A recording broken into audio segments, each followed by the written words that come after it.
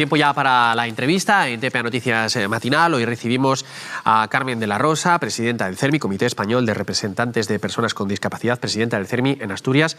Carmen, buenos días, bienvenida. Buenos días, Miguel. Hoy adelantamos esta entrevista unos minutos y con un buen motivo porque, recuérdenoslo, lo primero, tienen hoy una concentración. Sí, bueno, lo primero agradeceros el poder haber contado conmigo en este momento, porque más tarde la verdad es que me gustaría asistir a la concentración que hay en Avilés, enfrente del edificio de la Madalena, con relación a las dificultades que estamos teniendo con los procesos de valoración de las personas con discapacidad y también con la puesta en marcha del nuevo baremo de la discapacidad. Bueno, hablamos de dos cosas, ¿no? Entonces, dice, retrasos en la valoración, se acumulaban.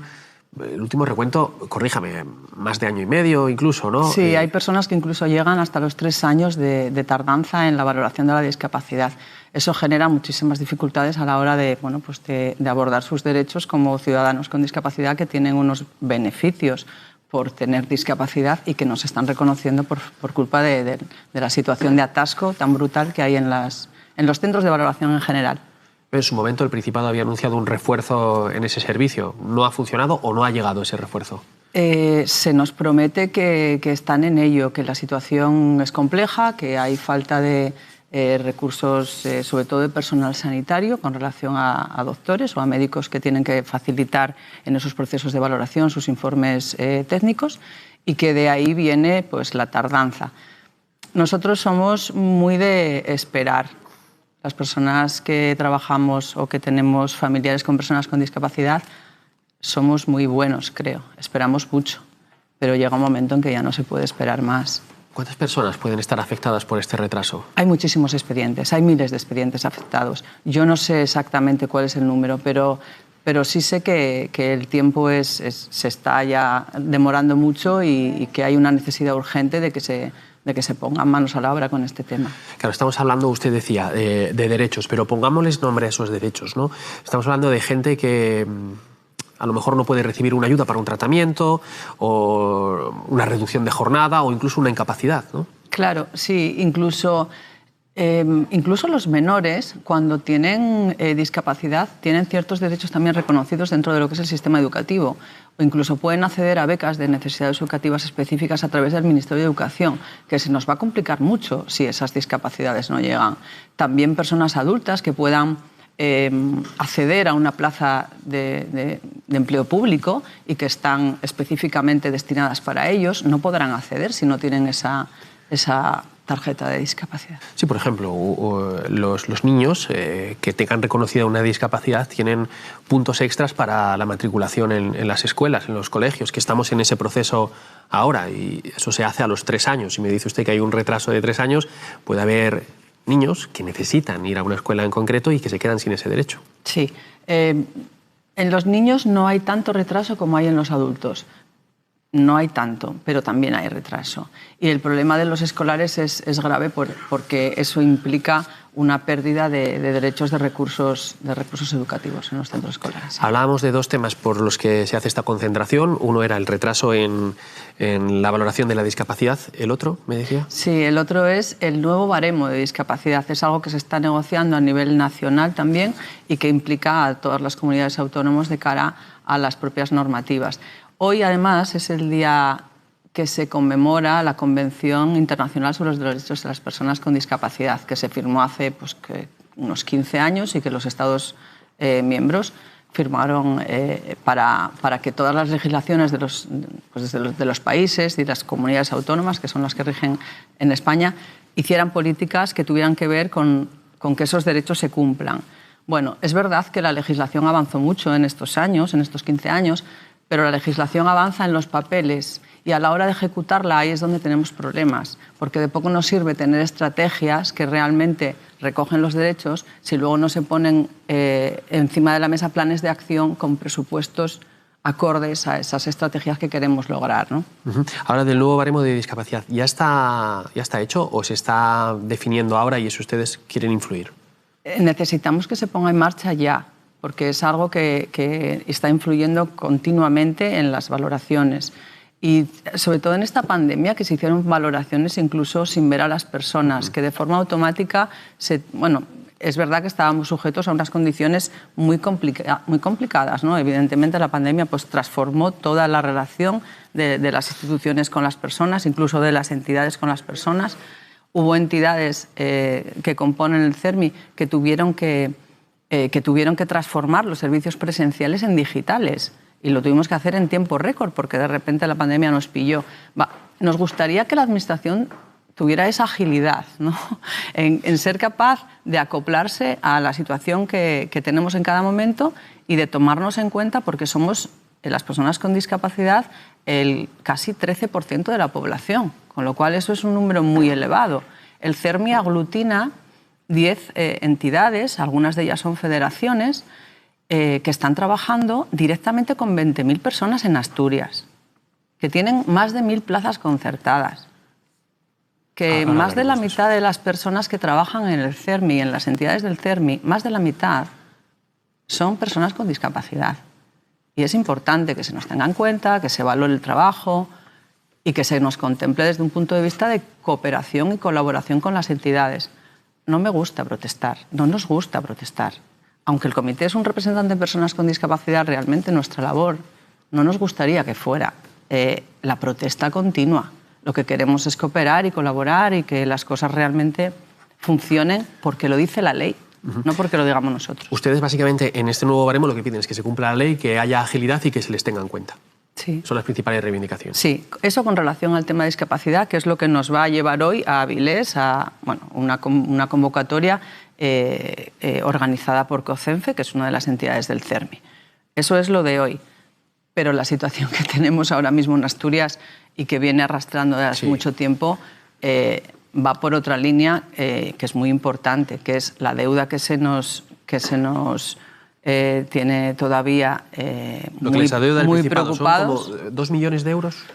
Eran 2 millones de euros hace 10 días y el viernes tuvimos que volver a ponernos en contacto con los miembros de consejería para explicarles que, bueno, que el plazo para el pago que ellos mismos habían fijado a finales de mes para poder llevar adelante esos pagos, que no es una cuestión de presupuesto, que no es una cuestión de que no haya dinero, que es una cuestión pues, de incapacidad por diferentes motivos que ellos mismos nos cuentan, pues la burocracia o dificultades con el personal de intervención o bueno, dificultades de infraestructura a la hora de generar esas órdenes de pago, ¿no? Vale, ellos consideraron que en 10 días iban a solucionarlo. Ya pasaron esos 10 días y las entidades del CERMI me comunican que no han cobrado más de un 20 o un 25% de esa deuda, con lo cual volvemos otra vez a tener que esperar.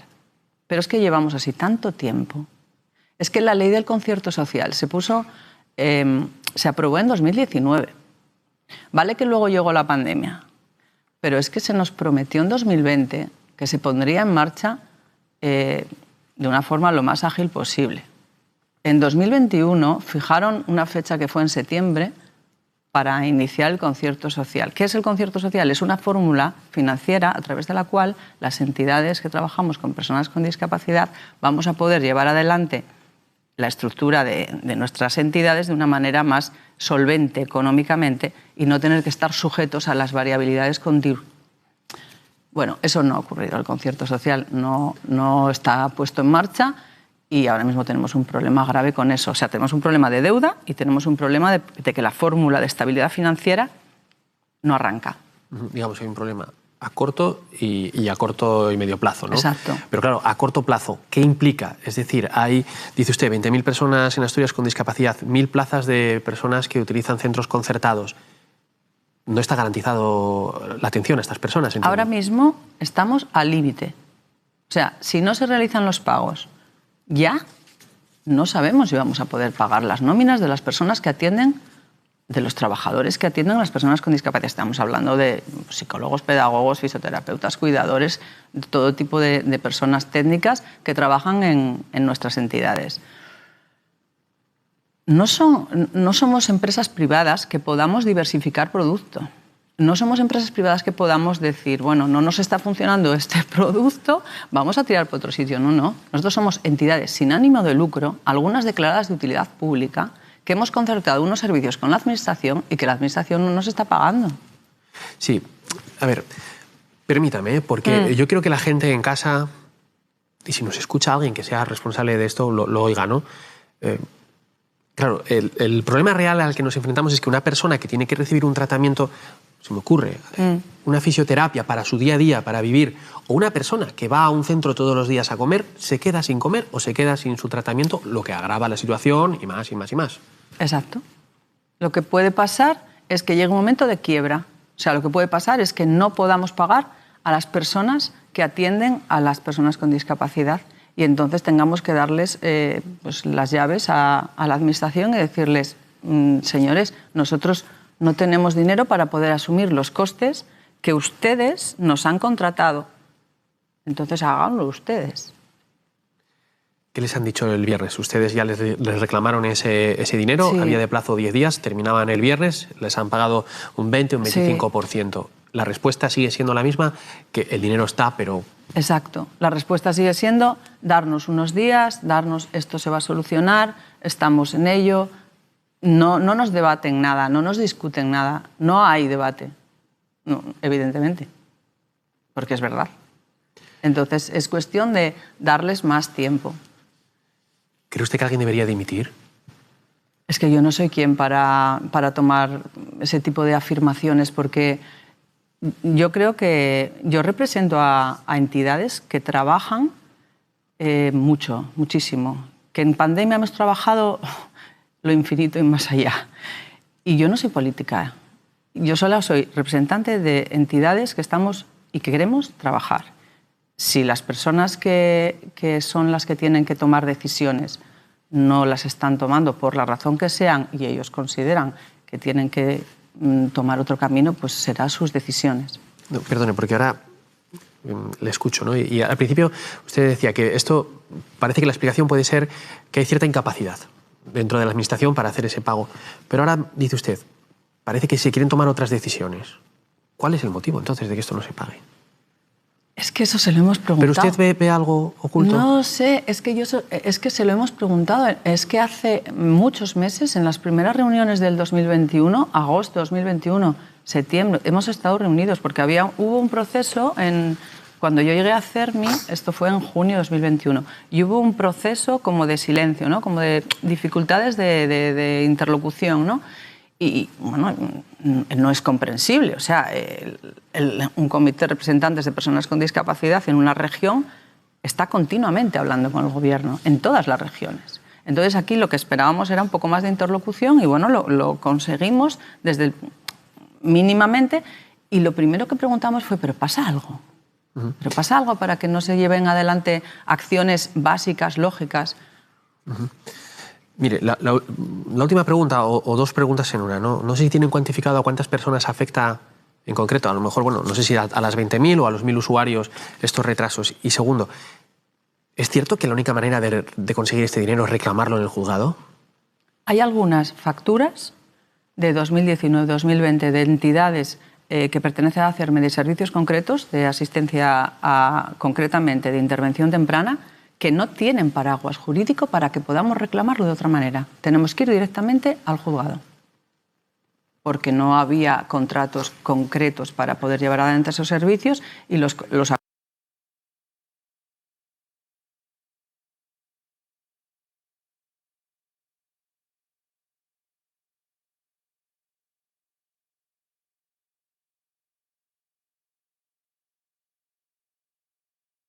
acuerdos a los que se llegaron fueron verbales, de ya lo arreglaremos, y ahora llega un momento en que como no lo pueden arreglar, la solución es reclamárnoslo vía judicial.